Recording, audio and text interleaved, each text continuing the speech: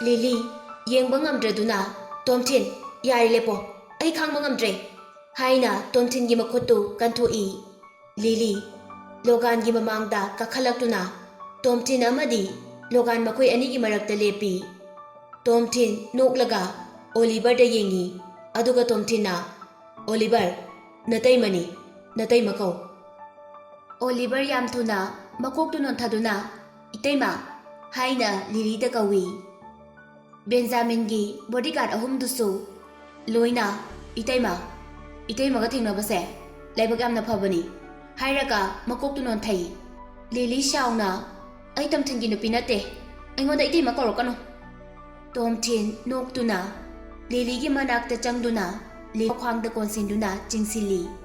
Aduga, Logana minektuna, aibu jelda lehelure haibasi, haujikti nangsu khanglamnani.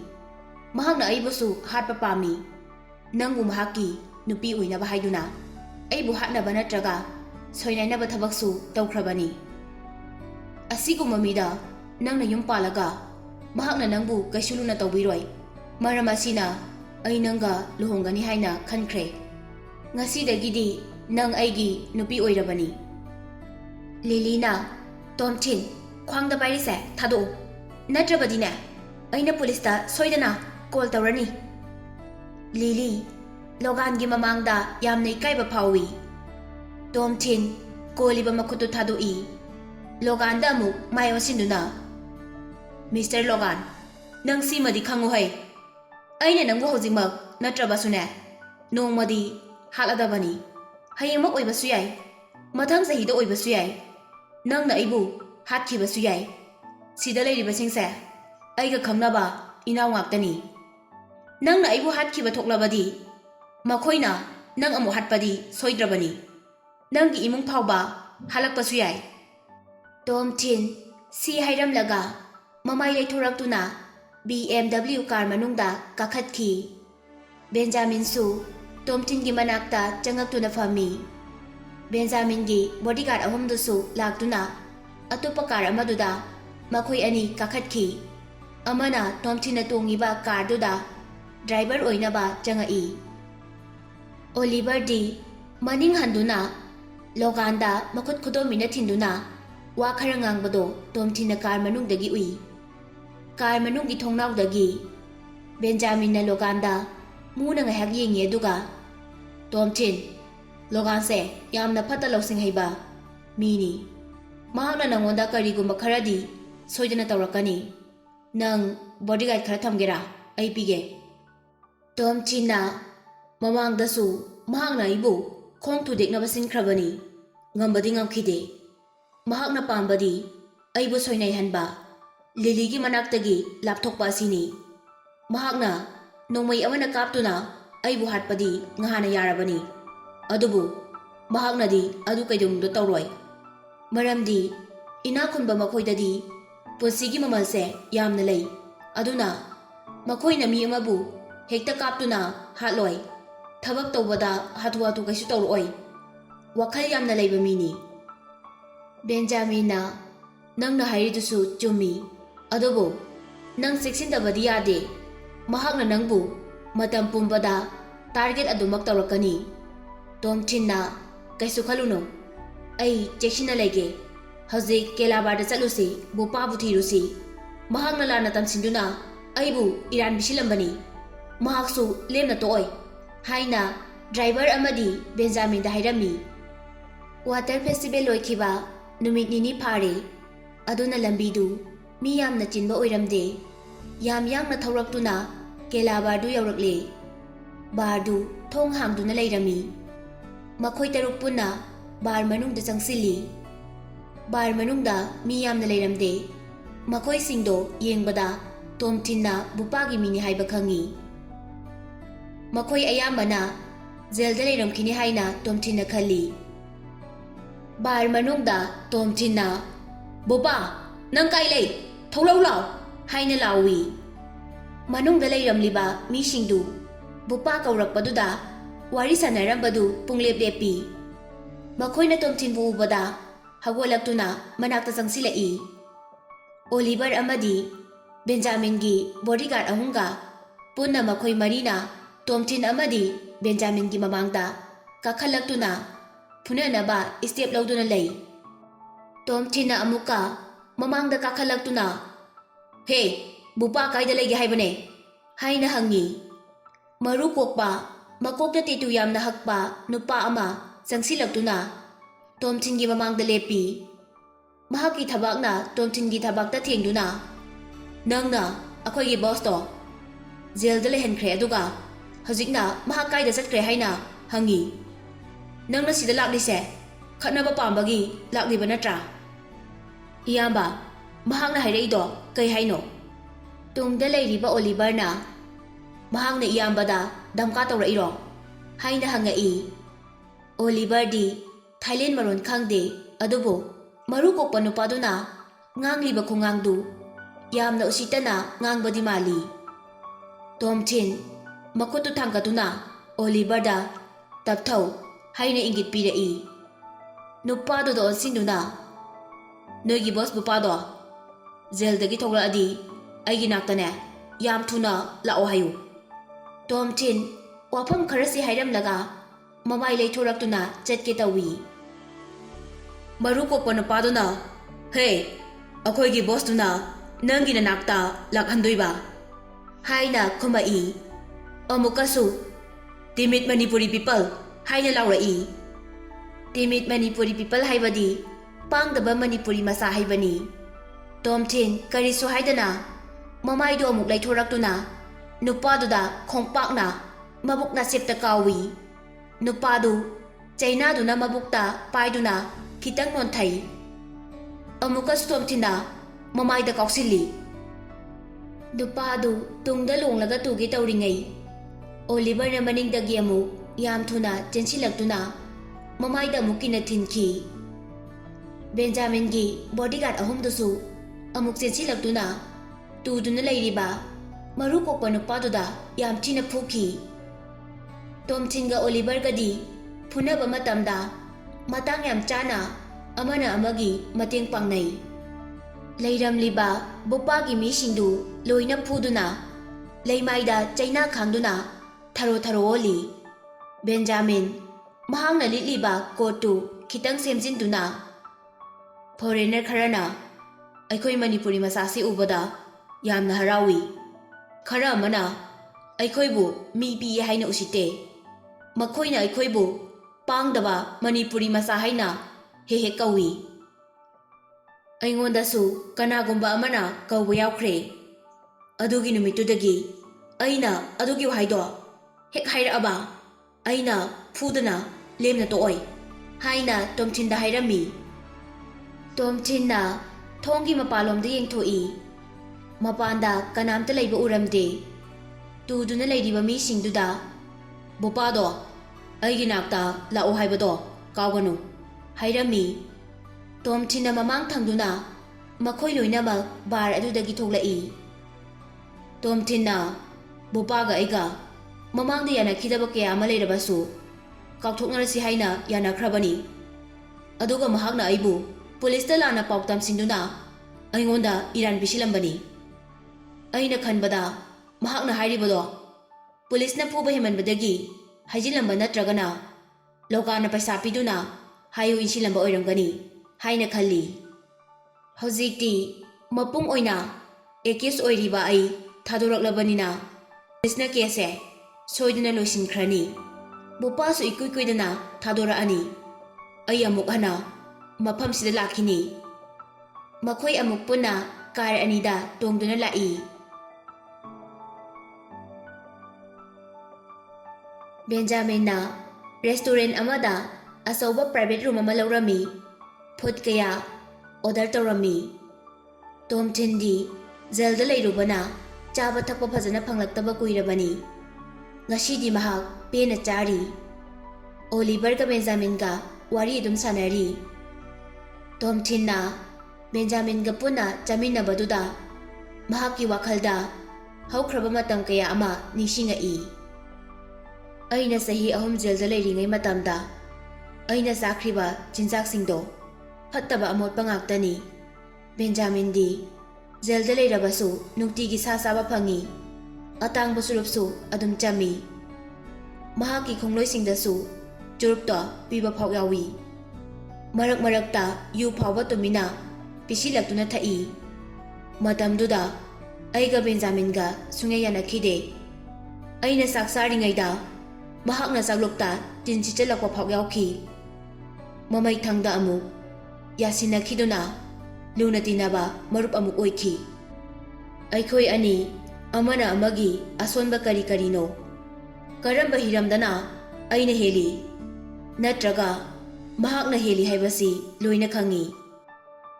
Makhoi matam kuina wari sanaraba matung barda amuk chatuna yu thaklusi hainarami. Hek hagotki tawbaga makhoina leiriba room dugi thongdu hangtorai. Thongdugi mapanda Bupa leplaga leibadu ure. Mahaki matungda yamlaba mi miyam amasu leptuna lei. Bupa karisu haidana adumak leptuna leiri. Tomthinda mamitu kuptana yengli. Benjamin amadi Oliver da amuk yengki. Tomthinna Mr. Bupa nang haujikti nasana khangna lakledana hairaga famliba chairduda ngathai. Bupa tapna kaduda changai. Matungdagi misingdusu tapna inaraktuna changai. Makhoi puna mi 33 muksui. Oliver amadi Benjamin gi bodyguard ahumdudi hagolai. Bupa kaduda leiriba chair ama masana pusilaktuna Tomthin gi mamangda phammi. Benjamin da mamitu yengduna Tomthin mahakti kanano haina hangi. Tomthinna imanabani haina khumi.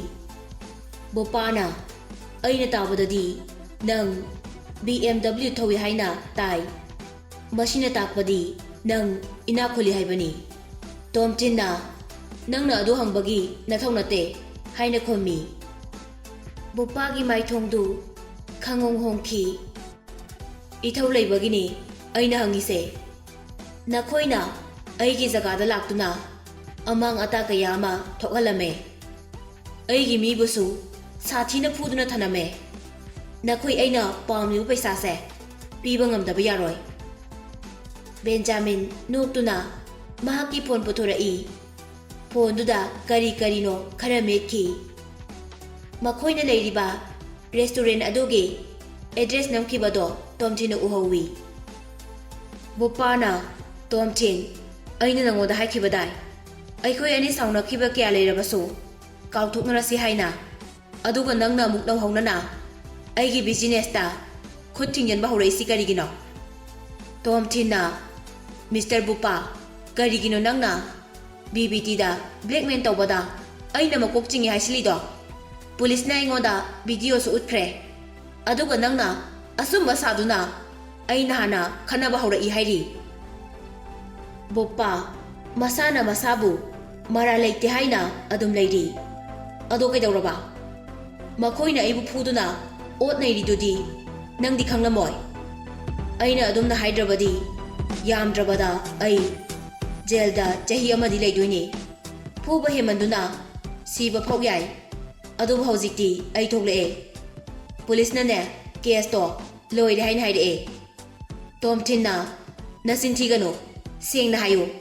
Nangna adumna hajilido police na phubagira natragana logana paisa piduna hayo isinbagira. Bupa Tomthinda ngakna yengi. Police na nang phui hairadi phurito lautho phokibagi dak tabari yenge. Natrabadi Bupaana marak thasinduna natrabadi nangna kaidogdoiba haina makha tarai. Tomthin nang yamna smart oiba nupani. Ai tasengna logandagi paisa phangi. Nangna lusingduna thabaktu pangthokhibani hairabadi aibu jail da leheloi haina logana aingonda haiki. Paisa su mayam ama pirai. Aisu jail da leningdaba amadi paisa phangningbagi nangonda loina naran sijilibani. Ado kaidawraba logana sinba oirabasu nangna aingoda kasimda tawba ngamloi. Nang aibu phuge hairo natragana hatke haibro. Bupagi maithongdu yamna sauba amadi sathiba amagi maithongda onki. Nangna aigi barda direct ka laktuna aigi mibu phuramba lakh tara piyu. Hojingmak lupa lakh tara pigadabani. Natrabadi nangbu aina makak kaktuna hatuna ne huida bijagani. Bupaana wangang ba hek loibaga mahaki khongloi singdu loina sensilaktuna Tomthin hoibu koisili. Mamang thariba mi singduna nongmoi pistol puthoraktuna Tomthin, Benjamin amadi Oliver danami. Matam adumaktada Benjamin gi bodyguard ahumdusu nongmoi puthoraktuna Bupa hoida em tawi. Sengna hairabada Tomthin masadu nervous satli. Kanagumba amana hek nongmaidu kapa haurakpada mathang kapnarakani. Aikhoidi mayayda leibanina loina sini. Maramdi aikhoigidi nongmai ahum kaktani. Aduga makhoigina nongmai paiba mi manga suri. Bupagi mi singdusu nongmai di kapakte. Makhoigi maithongda akibagi mamisu khara tabado Tomthin na ui. Benjamin gi bodyguard singduna nongmai puthorakpaduda Bupasu akiba khara di phawi. Bupa masado khara tapthaduna Tomthin nakhoigi mi singi nongmai singdo loina hapsil halu natrabadi nakhoi soidana sirani. Benjamin na nongmai do hapsilu haina mahaki bodyguard singduda order tawrami. Makhoi ahumak matam amatada nongmai du makhwangda amuk yepsinki. Benjamin na tapna Tomthin da Tomthin kaisu warunu aina mi ama kaukibani mahak iklakladi sidagi kunda singsina aikhoida kaisu tawba ngamoi haina Manipuri londa jirol tawi. Tomthin na Manipuri londa amuk o nangi laman ani sudore aingonda tolise. Bupaana marak thasinduna nakhoigi Manipuri londo aigi mangda ngangakanu. Nakhoigi mi kharasina aibu hatpa ngamni haina khanbro. Benjamin da onsinduna maijauba anoiba pangdaba Manipuri masa singsidi haina nganglami. Benjamin gi bodyguard ki maraktagi amana sir mahang nai si kai haino aroibada haikiba wahai kharadudi hana takiba wahai mali makhoige khatnaduna hekti yengasira. Tomthin na tapna amu ngaikho tapthakho haina Manipuri londa khomi.